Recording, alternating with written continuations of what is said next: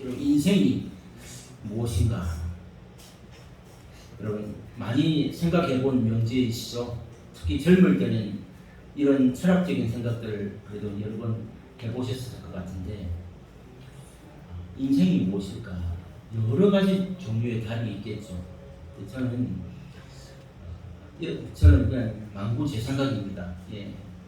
저는 인생은 시간이다, 이렇게 생각합니다. 왜냐하면 시간이 다하면 저의 인생도 끝나는 거예요. 그래서 저는 저에게 주어진 시간, 그게 인생이다, 저는 그렇게 생각합니다. 그래서 제가 누군가에게 한 시간을 넣어준다면 그것은 제 인생의 아주 소중한 부분을 떼주었다는 것이고, 누가 좀 만나자 이러잖아요. 그럼 제가 그 한 시간, 두 시간을 그분 때문에 시간을 그분과 함께 보냅니다. 그거는요, 아무나 하시는 거 아니에요. 정말 제 인생에, 이게 인생의 시간이라면 그 한 시간, 두 시간이 얼마나 귀한 시간입니까? 근데 그 시간을 그분을 위해서 떼준다, 이거 보통 일이 아니지. 아주 중요한 일입니다. 그래서 여러분, 시간이요, 1초가 모여서 1시간이 됩니다. 1초가 모여서 1분이 되고, 1분이 모여서 1시간이 되고, 또 1시간이 모여서 하루가 되죠. 그 하루가 모여서 1년이 되고, 그 1년이 모여서 평생이 됩니다. 그러니까 이 평생을 전부 다 시간으로 다 계산할 수 있습니다. 그만큼 우리의 시간이 바로 인생이다, 이렇게 말해도 틀린 대답은 아니라, 이렇게 생각합니다. 그래서 이 시간을 어떻게 보내느냐에 따라서 어떤 사람은 허무한 인생이 되기도 하고, 어떤 사람은 의미 있는 인생이 되기도 한다는 것이죠. 그래서 오늘 우리는 오늘 이 3장 1절에서 10절까지 이 말씀을 보면서 여러 가지 때가 있지 않습니까? 이럴 때도 있고 저럴 때도 있고, 이게 인생이다라는 것인데, 이 인생에서 우리는 어떤 시간을 어떻게 보내야 할 것인가? 오늘 제목이 그 답을 말하고 있습니다. 우리가 이 시간을 어떻게 보내야 되는가? 세월을 아껴야지, 시간을 아껴야지. 이게 우리에게 주어진 사명입니다. 시간을 잘 선용하고 아껴야 한다라는 것이죠. 이 말은 우리는 매 순간 최선을 다해야 된다. 우리에게 주어진 이 하루, 이 시간에 있어서 최선을 다하는 삶, 이게 우리 성도가 살아가야 하는 귀한 방법인데, 정말 오늘 우리 하루의 삶에서 그 어떤 것보다 중요한 게 바로 시간이라는 사실, 이걸 잊어서는 안 됩니다. 왜냐하면 한 번 지나가면 절대로 이 시간이라는 것은 다시 오지 않습니다. 우리가 뭐 다른 것은 못 사 먹어도 다음에 또 사 먹을 수 있잖아요. 그런데 이 시간이라는 것은 그냥 오늘 흘려버리면 다시는 이 시간이 우리에게 오지 않는다는 것입니다. 오늘 본문에도 이 천하의 범사에 다 기한이 있고 때가 있다고 그러는데, 이게 몇 가지 때냐면 28가지 때를 이야기해요. 이럴 때가 있고 저럴 때가 있고, 정말 28가지의 때가 나오는데, 날 때가 있고 죽을 때가 있죠. 여기서부터 시작해가지고 심을 때가 있고 거둘 때가 있고 울 때가 있고 웃을 때가 있고, 그래서 이런 여러 가지 인생 가운데서 우리가 어떻게 하면 그러면 세월을 아낄 수 있는가? 이 시간을 아껴야 되는데 어떻게 하면 세월을 아낄 수 있을까? 여러분, 이 성경이 말하는 법칙도 마찬가지이고, 또 자연이 말하는 법칙도 마찬가지입니다. 자, 어떻게 하면 우리가 세월을, 이 시간을 아낄 수 있을까? 여러분, 저는 오늘 한 가지만 말씀을 나누겠습니다. 바로 열심히 심어야 한다는 거예요. 열심히 심어야 한다. 이게 바로 세월을 아끼고 시간을 아끼는 방법이다라는 것을 말씀드리고 싶습니다. 열심히 심어야 한다. 이 무슨 말이냐면, 심지 않고는 거둘 수 없는 것이 자연의 법칙이잖아요. 심지 않은데 어떻게 뭐가 나옵니까? 그죠? 열심히 심어야 한다. 심지 않고는 거둘 수 없는 것이 자연의 법칙이고, 이것 또한 신앙의 법칙이기도 합니다. 자연의 법칙과 신앙의 법칙이 동일합니다. 열심히 심으라고 성경은 말씀합니다. 이게 어디에서 나오냐? 오늘도 본문에 보면 심을 때가 있고 뽑을 때가 있다고 했잖아요. 그런데 이 말씀을 좀 더 자세히 보기 원한다면 시편 126편 5절 6절에 보면 이 심는 원리에 대하여 자세하게 말씀해 주고 있습니다. 우리 앞에 5절 6절 나와 있는데요. 우리 다 함께 같이 읽어보겠습니다. 시작. 눈물을 흘리며 씨를 뿌리는 자는 기쁨으로 거두리로다. 울며 씨를 뿌리러 나가는 자는 반드시 기쁨으로 그 곡식단을 가지고 돌아오리로다. 아멘. 자, 오늘 이 126편 5절과 6절 말씀을 보면 똑같은 말을 5절, 6절에 반복하고 있습니다. 왜 두 번이나 이 구절에서 반복하고 있을까요? 두 번 이상 나오는 게 뭐라 그랬죠? 강조라고 했죠. 강조. 같은 말이에요. 5절과 6절이. 이 뭐 문구만 조금 바꿔놨지 같은 말 하고 있는 거예요. 자, 눈물을 흘리며 씨를 뿌리는 자는 기쁨으로 거둔다고. 울며 씨를 뿌리러 나간 자는 반드시 기쁨으로 그 곡식단을 거둔다. 똑같은 말이에요. 강조하고 있다라는 것이죠. 자, 이게 어떤 의미냐면 지금 상황이 아무리 어렵다 할지라도 이런 뜻입니다. 어떤 상황이라도 자, 눈물을 흘리는 그 고통과 고난이 있는 그런 때라 할지라도 이런 뜻입니다. 그럴 때라도 우리가 뭐만 하면요? 씨를 뿌리기만 하면, 즉 밑에 말대로 하면 심기만 하면, 자, 이 심는 과정이 눈물과 고통과 어려움 속에서도 심기만 하면 나중에 어떻게 된다고요? 반드시 기쁨으로 수확하는 날이 올 것이다. 이 진리를 말씀하고 있습니다. 이게 자연의 법칙이기도 하지만 오늘 이 성경의 법칙이다라는 거죠. 우리가 세월을 아끼고 이렇게 열심히 심어야 한다고 그랬는데 이게 바로 성경이 말하는 우리가 세월을 아끼고 시간을 아끼는 원리다라는 것을 우리가 분명히 알 수가 있습니다. 분명히 뭔가 심기만 하면 나중에 뭔가 기쁨으로 그 단을 거두게 될 것이다 라고 하는 이 진리, 오늘 이 말씀 끝날 때까지 이 명제를 잊지 말아야 되는데, 그런 의미에서 여러분 우리는 이 소중한 시간을 한번 어떻게 사용하는지 한번 잘 돌아보셔야 돼요. 오늘 이 시간을 아껴라, 세월을 아껴라 그랬잖아요. 근데 우리가 평소에 이 시간을 어떤 개념으로 사용하고 있는가를 나를 돌아봐야 되는데, 혹시라도 그 더러운 물을 우리 하수구에 막 버리잖아요. 물이 들어올 때 하수구에 마구 버리듯이 그렇게 이 시간을 마구 쏟아버리는, 시간 속에 그냥 흘려보내는 그런 어리석은 자가 되어서는 안 된다라는 것을 오늘 이 5절 6절은 분명하게 우리에게 깨우쳐주고 있는 그런 명제입니다.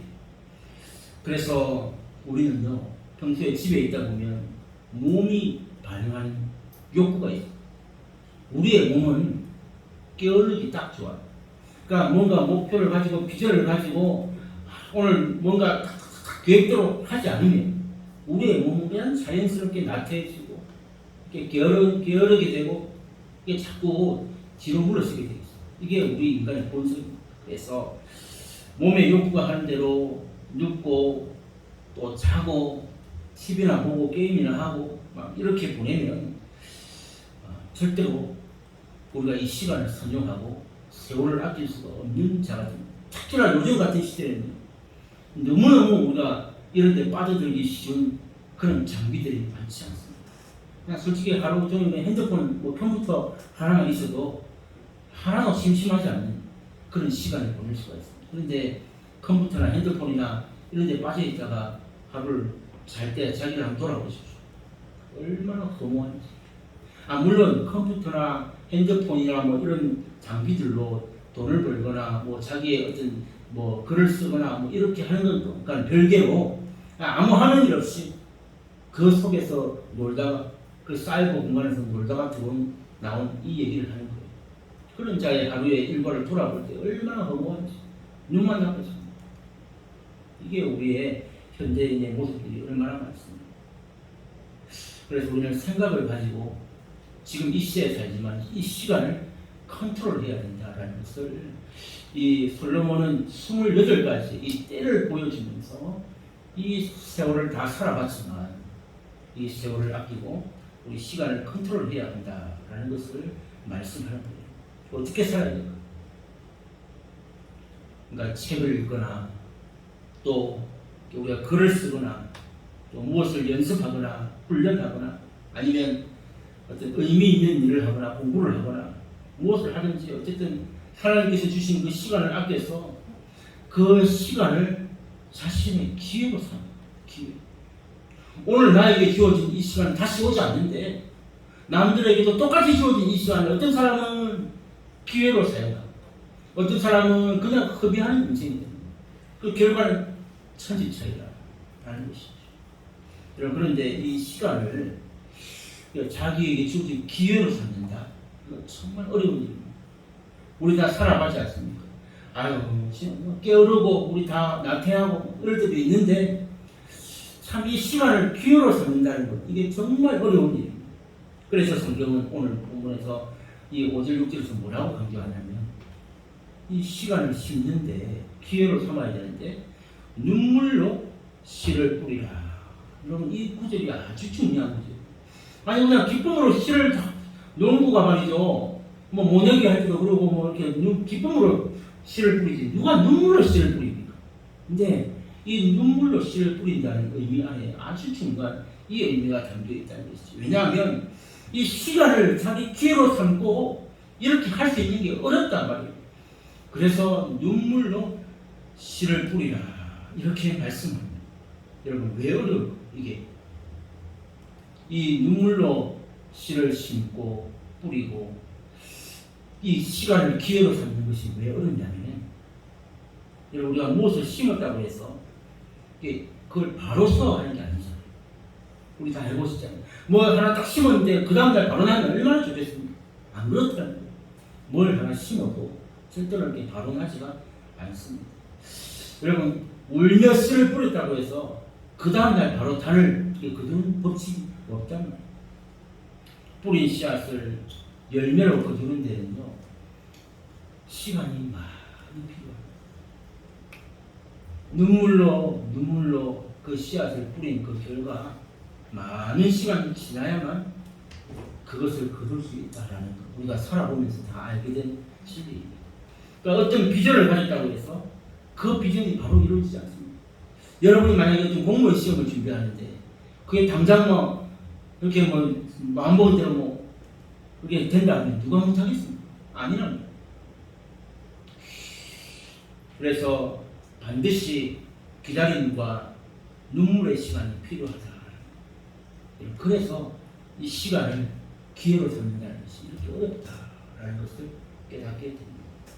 여러분, 그런데 지금 눈물로 씨를 뿌려야 되는 이 현실은 어렵지만 오늘 이 말씀 속에서 우리 다시 한번 또 생각해야 될 부분이 뭐냐면 이 환경이 어렵다고 해서 절대로 포기해서는 안 된다. 아, 나는 못해.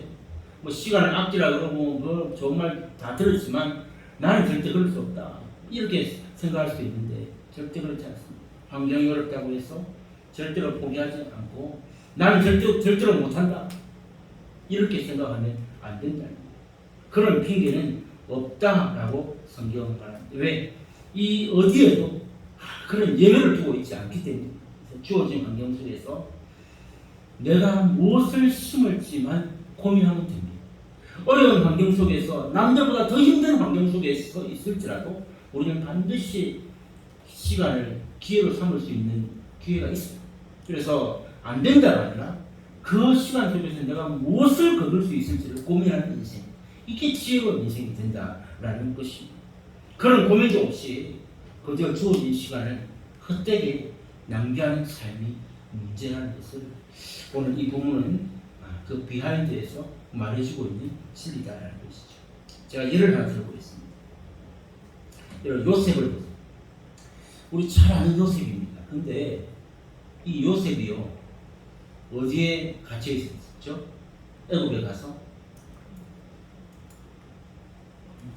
감옥에 갇혀 있어요. 그렇습니다. 자, 여러분, 그 깜깜한 감옥 안에서 요셉이 할 수 있는 게 뭐가 있었을까요? 요즘처럼 감옥이 막 이렇게 좋은 감옥이 아닙니다. 여러분, 그때는 완전 그 감옥의 죄수들이 벌레처럼 취급받던 때 아닙니까? 그 컴컴하고 어두운 감옥 안에서 요셉이 뭘 했는가 하면 잘 생각해보세요. 요셉은 아무것도 할 수 없다고 생각할 수 있어. 내가 이제 이 감옥에 잡혀와가지고 내가 뭘 할 수 있나? 인생 다 포기하고 끝낼 수 있는 인생이었지만 요셉은 그 감옥 안에서 그가 할 수 있는 최고의 인맥을 맺었다. 많은 사람, 그 감옥에 있는 많은 사람들과의 관계를 통해서 그런 아주 귀한 인맥을 맺었다라는 것을 성경은 말하고 있습니다. 이게 제가 추측이 아니고 성경이 직접 말하고 있는 요셉이 감옥에서 했던 일입니다. 그런가 하면 그럼 바울을 하시죠. 바울도 감옥에 복음 전하다가 감옥에 갇혔잖아요. 근데 바울은 그 감옥에서 뭘 할 수 있었습니까? 복음 전하다가 이렇게 감옥에 갇혀 있는 그 바울은 세상에 그 감옥에서 성경을 4권이나 썼습니다. 여러분 옥중서신이라고 들어보셨습니까? 옥중서신이 무슨 말이에요? 감옥에서 쓴 이 성경을 옥중서신이라고 해요. 그게 무슨 책이죠? 감옥에서 쓴 책이 4권이 뭡니까? 에베소서, 빌립보서, 골로새서, 빌레몬서. 이 4가지가 옥중서신이다. 그렇게 이야기합니다. 여러분 이 성경을 다 감옥에서 썼거든요. 남들 말하면 감옥은 아무것도 할 수 없는 인생 비참한 사람들 속에서 그렇게 그냥 죽어가야만 하는 인생인 것처럼 생각하지만 여러분 이 바울도 그 감옥 안에서 성경을 쓰는 이런 놀라운 일을 했다. 그의 바울 인생에 총 성경을 몇 권을 썼죠? 13권을 썼습니다. 대단한 인생입니다. 근데 거기에서 4권이 감옥에 있을 때 썼던 책이다 라는 거 생각해 볼 때 참 놀라운 인생. 그런가 하는 게 여러분 베토벤 아시죠? 꼭 성경의 인물만이 아니라 우리가 아는 위인, 베토벤, 운명, 월광, 비창 이런 그 교향곡 지은 사람 있잖아요. 베토벤은 일화가 있습니다. 늘 이 바쁜 삶과 또 그 장소적인 문제가 있습니다. 그래서 베토벤 작곡가는 이제 바빠서 낮에 일해야 되고 또 이 피아노도 치야 되고 많이 장소가 없어요. 그래서 베토벤이 어떻게 했는지 아세요? 새벽에 일어났어요. 아무도 없는 그 새벽에 일어나서 마음껏 피아노 치면서 작곡을 했다. 그러니까 그의 환경은 낮에 일해야 되고 바빴어요. 그리고 피아노 하나 두드릴 수 있는 장소도 없었어요. 그래서 그는 새벽에 일어나서 피아노 치면서 마음껏 작곡을 하는, 그래서 결국 명곡을 남긴 그런 인생이 되었다는 거. 위인전 읽어보면 이게 다 나옵니다. 자, 방금 제가 말씀드린 사람들의 공통점이 뭡니까? 여러분, 그러니까 우리가 마음만 먹이면 어떤 환경에 있든지 간에 그 씨를 심는 시간으로 만들 수 있다는 이야기입니다. 감옥에 갔다가 못하는 게 아니고 낮에 너무 바빠서 못하는 게 아니라 우리는 마음만 있으면 얼마든지 씨를 심을 수 있는 기회는 내가 만들 수 있다라는 것을 이 위인들이 보여주고 있는 진리인 것입니다. 여러분, 우리도 마찬가지입니다. 여러분들을 향한 하나님의 계획은 여러분이 생각하는 것보다 사실 더 크십니다. 여러분 믿습니까? 여러분, 하나님의 이 계획이, 여러분, 내가 너를 지명한, 요즘도 우리가 지금 이사야서 새벽기도 말씀으로 우리 묵상하고 있지만, 내가 너를 지명하여 불렀다니 너는 내 것이라. 여러분 다 알고 계신 말씀 아닙니까? 하나님이 우리를 지명해서 불렀어요. 그냥 우연히 우리가 걸린 게 아니고, 하나님이 우리가 나기도 전부터 창조되기 전부터 이미 우리를 지명하여 너는 내 것이라고 불러놓은 인생이라고. 이게 우리예요. 그래서 우리를 향한 하나님의 계획은요, 우리가 생각하는 것보다 사실 하나님의 계획이 더 큽니다. 왜일까요? 하나님 자체가 크고 위대하신 분이기 때문입니다. 우리의 생각으로 감당할 수 없는, 하나님이 뭘 하시는지 우리는 도저히 알 수 없는, 우리는 미문에 불과해요. 하나님이 우리를 위해서 계획하시고 자녀 삼아주셔 너는 내 것이라고 했다면 그 속에 우리가 알지 못하는 크고 놀라운 계획이 이미 그 속에 있다라는 것이죠. 그런데 제가 오늘 왜 이런 말씀을 드리냐면, 여러분이 지금 아무것도 만약에 심지 않는다면 어떻게 돼요?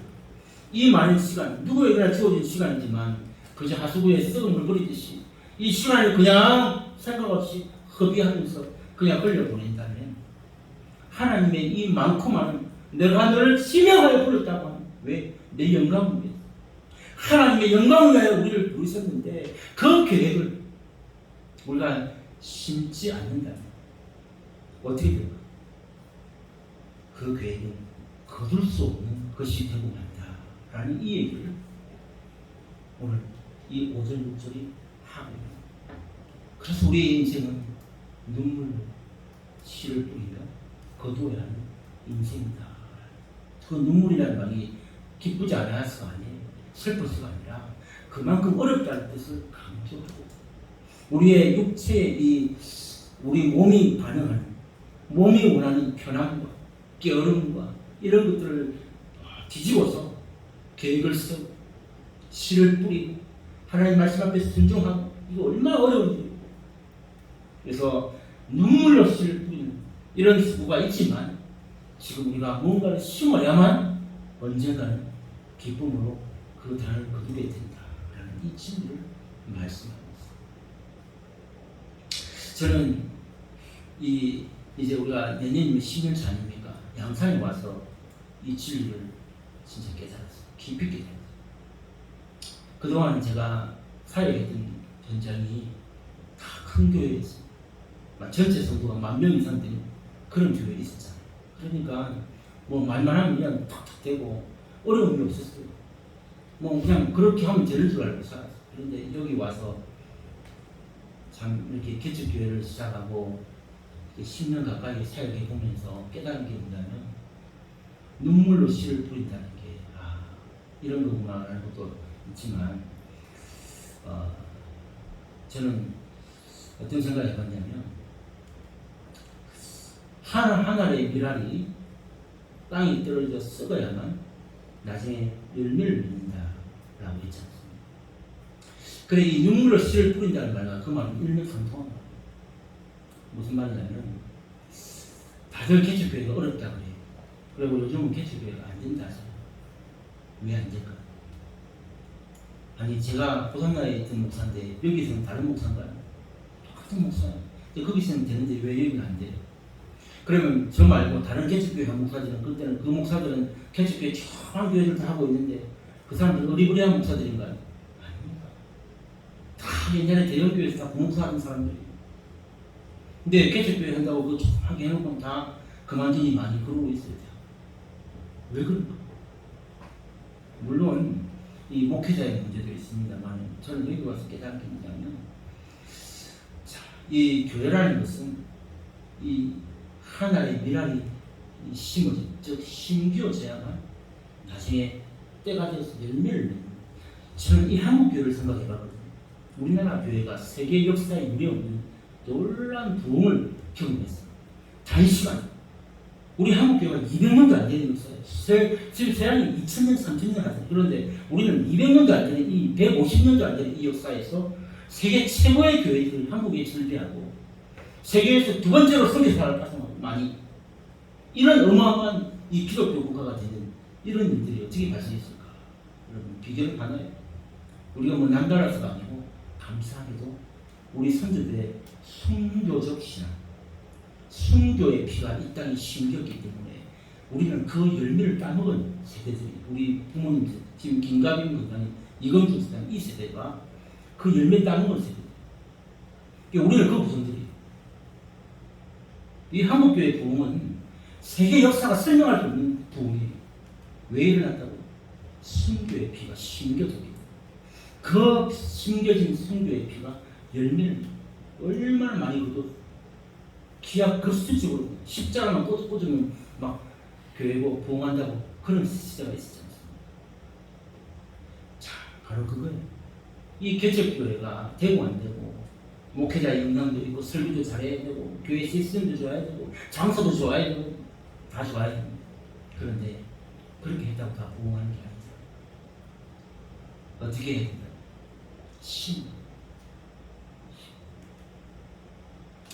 이 교회를 위하여 하나님 나를 이 교회에 부르셨다.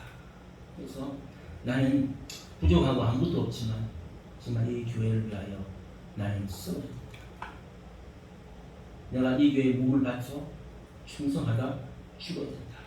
이게 10년. 근데 개척교회는요 안 그렇거든요. 제가 10년을 여기 있어봤지만 그런 사람이 많이 없어요. 조금 어찌 하다가 또 내가 언제든 또 다른 데 가야지. 이게 하나님이 우리를 부르신 그 목적을 잘 몰랐어요. 양산에 수많은 사람들이 있지만 이곳에 우리를 불러주신 목적은 단 하나, 이 교회를 세우기 위한 하나님의 역사는 교회를 통해서 이루어가시잖아요. 예수님이 뭐라고 교회를 세우세요? 그냥 기독교라는 그 종교로 그냥 끝난 게 아니고 그 믿음의 반석의 고백이 교회를 세우고 한 주제입니까? 교회. 그 교회를 왜 세워놨어요? 하나님의 역사는 이 시대에 교회를 통해서 일하게 하십니다. 그럼 우리를 교회로 부르신 목적이 있는 거예요. 우리가 그 안에서 심어야 돼요. 눈물을 흘리며 씨를 뿌리는 자. 우리를 부르신 목적이 단 이거예요. 그러면 언젠가는 기쁨으로 열매를 거두는 날이 오게 되는데 요즘은 이 개척교회가 별로 이렇게 관심도 없고 뭐 옛날에는 개척교회가 얼마 안 있으면 성공했거든요. 저도 제 역수가 3년 안에 교회 짓겠다고 나온 사람 아닙니까? 그게 지금 10년이 다 돼도 안 되고 있어요. 이런 시대 왜일까? 저의 문제가 제일 큽니다만 이 시대가 가면 갈수록 이렇게 눈물을 흘리며 씨를 뿌리는 자가 적기 때문에 더군다나 이 개척교회는 잘 오지 않고 또 잘 버티고 나아가기가 짐을 짊어지기가 참 어렵기 때문이 아닌가 이런 생각을 해보았습니다. 그래서 참 저는 이 수요일 아까도 제가 처음 시작할 때 말씀드렸지만 우리가 정말 이곳에 내가 심는 자라는 이 사명의식을 가진 자만 나올 수 있는 시간이 새벽기도 또 수요일 기도 아닐까. 주일은 뭐 누구나 나오는 거잖아요. 썬데이 크리스천도 한 번은 나올 수 있지만 정말 나를 포기하고 내 시간을 포기하고 심는 마음으로 나오지 않고는 결코 할 수 없는 일이 저는 예배 중에서는 수요 예배, 새벽 예배가 아닐까 이런 생각들을 해봤습니다. 아무튼 우리 삶에서 모든 면에서 씨를 뿌리고 심는 모습이 되어야 되는데 저는 정말 이 개척교회, 특히 우리 양산 고산대학교회가 정말 우리의 기도와 같이 사명을 감당하고 부흥하는 교회가 되기 위해서는 우리가 그냥 놀러온 구경꾼이 아니라 우리 한 사람 한 사람이 눈물을 흘리며 씨를 뿌리는 정말 그런 종의 모습으로 한 사람 한 사람 이 자리에 살다가 여기서 죽어가는 나중에 열매를 거두는 기쁨을 그 뿌리가 쌓이고 쌓여서 교회가 부흥하고 성장해 가는 것이지. 그렇지 않으면 참 어렵다라는 이게 우리 교회뿐만이 아니라 제가 개척교회 목사들을 만나보면 다 같은 일. 그래서 예전에는 그러니까 큰 교회 가면요 기둥 같은 분들이 많이 보입니다. 근데 개척교회는 참 어려워요. 그래서 저는 기도합니다. 여기 계신 분들이 정말 이 교회에 착하고 중심적인 기둥들이 다 되셨어요. 정말 이 눈물과 기도가 쌓이고 쌓였어요. 정말 우리 세대가 죽고 또 그 다음 우리 후손들이 또 이 교회를 세워가고 또 죽고 또 세워가고 이렇게 해서 많은 열매를 거두는 정말 그런 교회가 되었으면 하는 것이 제 바람이고 기도 제목입니다. 여러분 그런 정말 눈물을 흘리며 씨를 뿌리는 종들로 쓰임받아서 영육의 복을 받고 하나님께 칭찬받는 자들 다 되시기를 주님의 이름으로 축복합니다. 자, 그런데 제가 반복해서 말씀드리지만은 우리가 아무것도 심지 않으면 절대 아무것도 거둘 수 없잖아요. 이게 교회의 원리이기도 하고 우리 삶의 원리이기도 하다는 것을 잊지 마시기 바랍니다. 그러므로 시간을 아끼고 미래를 위해서 오늘 이 하루도 눈물의 씨앗을 뿌릴 수 있는 이 결단 이것이 있어야 되고 그런 자에게 기쁨으로 단을 거두는 그러니까 오늘 하루하루 그냥 대충 산다고 절대로 주시는 것이 아니라 눈물을 흘리며 씨를 뿌릴 때에 기쁨으로 단을 거둔다라는 이 말씀을 잊지 마시고 우리의 삶에 이 기쁨으로 거둔 간증들이 풍성한 그런 아름다운 생애가 다 되시기를 주님의 이름으로 축복합니다. 주신 말씀 생각하면서 우리 아까